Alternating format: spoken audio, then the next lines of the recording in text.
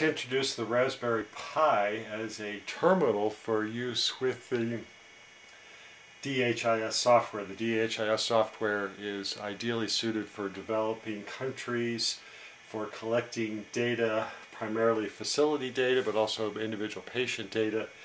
And as such, it's often deployed in resource-poor environments. And the Raspberry Pi is a very inexpensive $35 single-board computer that runs Linux. This is a Raspberry Pi in a nice raspberry-colored case. Take the top off here so you can see the inside. Basically, we have a Ethernet connection, 2 USB ports, and the output a composite video output, which is the yellow jack that's found in a lot of older monitors, with a sound output and also an HDMI output. It uses a SD card for all of its memory.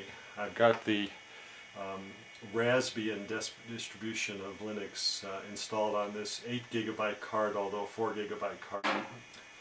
The same power as a cell phone charger, although it does require about 700 milliamps. This particular one is a Model B, which is, and it's an earlier Model B, which has a 256 megabytes of memory. The new Model Bs come with twice as much memory, 512 megabytes. And this is running at a standard, at the standard clock rate of 700 megahertz, although it can be overclocked by about 50% if you're feeling adventuresome. So you can see it's booting up Linux here. This is the startup screen. I've installed on here, in addition to the standard distribution, Abby Word, which is lightweight word processor, Numeric, which is a lightweight spreadsheet, and the most important thing is the Chromium web browser, which I'll start up now. Just to give you an idea of how long it takes to start up. If you look down here, in this corner here is you'll see some green bars, and this shows the processor load over the last 60 seconds. And you see, now that I'm starting up the Chromium web browser, that the load has gone to 100%. And it took that about 30 seconds or so. It's about half the width of that box there, which is to be expected. Let's go look to the DHIS2 demo site.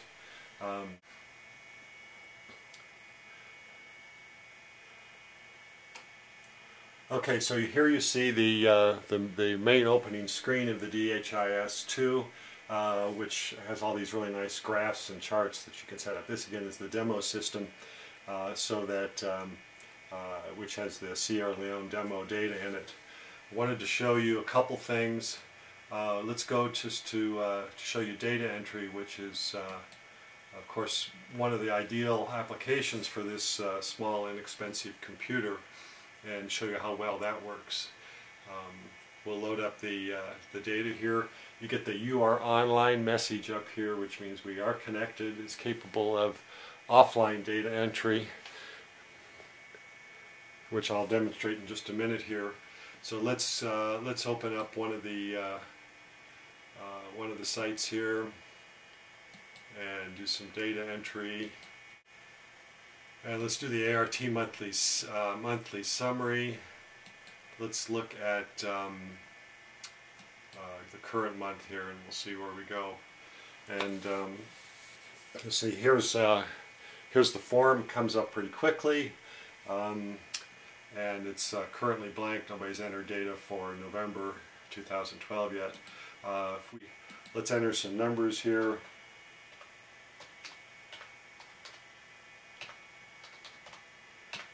You can see it quickly takes the numbers. The cell turns green when that number has been sent back to the server and stored on the server, since it does this immediately.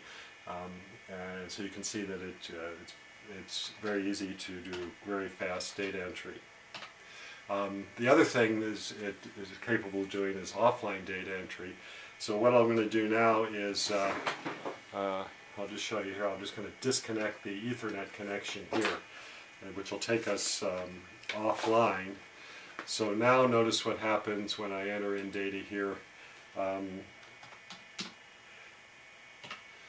It gets a message up here, you are offline, data will be stored locally. There's local data store, so I can continue to enter data even if a data connection goes down. And then I'm going to plug the Ethernet connection back in. Our internet connection came back, and then I get the message, there's data stored locally, please upload to server. So we'll do that. And it uploads the data. The data visualizer is probably one of the most complex applications. It's a really lightweight interface, but the data visualizer takes a lot more, requires a lot more of the browser. So I've started the data visualizer, and you see that the processor is at 100%. It's been going about 30 seconds now. We'll see how long it takes to load that first data visualizer screen, it's still at 100%. We're up to about 45 seconds now. There we go. So we get the screen now, and a little less than a minute. I want to show you. Oh, here's another chart. The other thing is the GIS module I wanted to show you. So to see how fast that is. So again, we started the DHIS, the GIS module. So this is probably the most demanding section of this application, which is displaying data on a map. And you can see here that it's taking about 2 minutes for this to load, which considering the size of the processor and so on, it's actually doing quite well. Let's just take a look at one of these favorites and do that. I clicked on that, and again, we'll see how long it takes for that to load. Okay, so you can see our map is loaded with our data mapped onto the boundaries, and that took about a minute. Maybe a minute and 10 seconds.